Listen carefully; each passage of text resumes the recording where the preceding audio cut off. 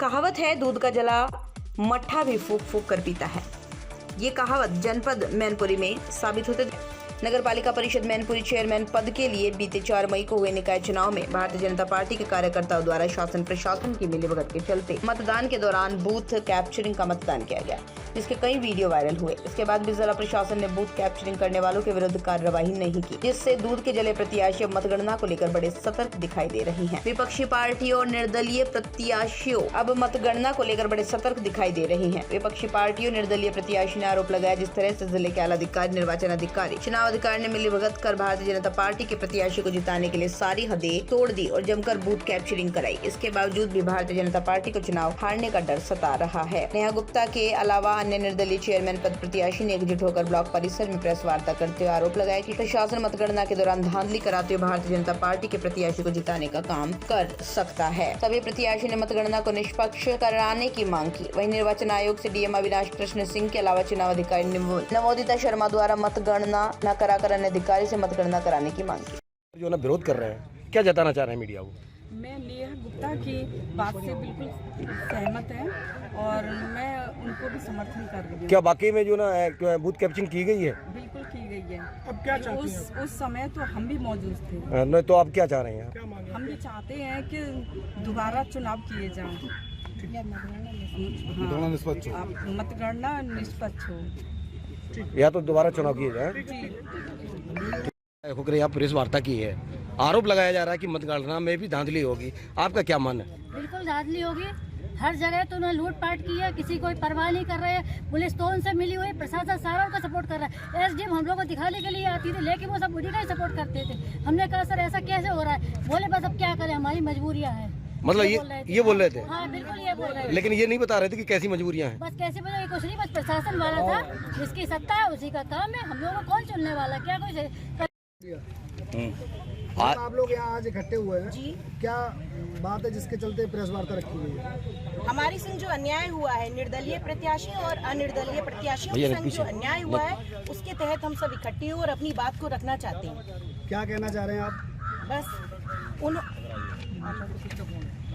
प्रत्याशी संगीता गुप्ता के पति आलोक गुप्ता ने गुंडों की मदद से मतदान केंद्रों पर जमकर उत्पात मचाया और जबरन वोट डालकर बूथ कैप्चरिंग की। इस पूरे घटनाक्रम के दौरान ड्यूटी पर तैनात पुलिसकर्मी गुंडों के मददगार बने रहे और मतदाताओं को हड़काते रहे। मतदान केंद्र एक कृष्णानंद इंटर कॉलेज मैनपुरी के बूथ संख्या 50, 51, 52, 53 एवं मतदान केंद्र कन्या junior high school station road की बूथ संख्या 80, 81, 82, 83 जिसमें मैं उपस्थित थी एवं मैनपुरी शहर के प्रतिष्ठित विद्यालय सुदीति ग्लोबल एकेडमी, जो कि शिक्षा के क्षेत्र में प्रदेश व जनपद में नंबर 1 स्थान पर है, यहाँ पर अनुभवी शिक्षक शिक्षिकाओं द्वारा बच्चों को शिक्षा ग्रहण कराई जाती है। ये विद्यालय इंग्लिश मीडियम, दैनिक व आवासीय से परिपूर्ण है। अगर जनपद में किसी विद्यालय में शिक्षा बच्चों को सुशासन के साथ दी जाती है तो वो विद्यालय सुदीति ग्लोबल एकेडमी मैनपुरी है। अगर अपने बच्चों को अच्छी शिक्षा, उज्जवल भविष्य देना चाहते हैं तो आज ही इस विद्यालय में अपने बच्चों का एडमिशन कराएं, अपने बच्चों के भविष्य को उज्जवल बनाएं।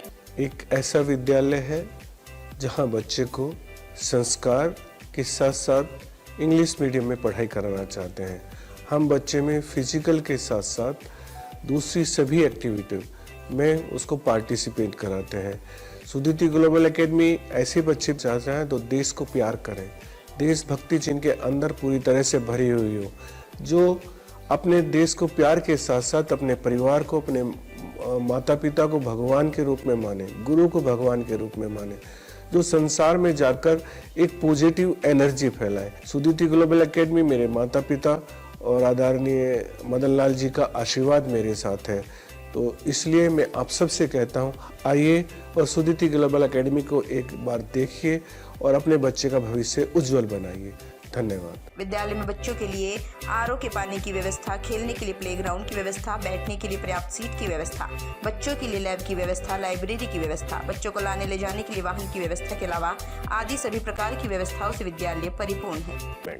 I promise my parents, my stakeholders, that we will provide the best education to their kids, which is to be at par with any best school of India. Our main focus is not only the academics, but to enrich the skill of our students, so it will help them to become a successful person in their life. Along with that, we are also focusing on their other skills like enriching their skills, their passion, their hobbies. Sudhiti Global Academy has its deep root in the field of education in the city Mainpuri, and I feel so proud and privileged to become part of Sudhiti Global family. Students come here with great hope and vision to achieve their dreams, as inspired by the motto of our senior principal Sir Dr. Ram Mohan, to achieve always high or to aim high. So we always try to make our students a better citizen, not only in the academic but also to make them aware about their responsibility toward the society.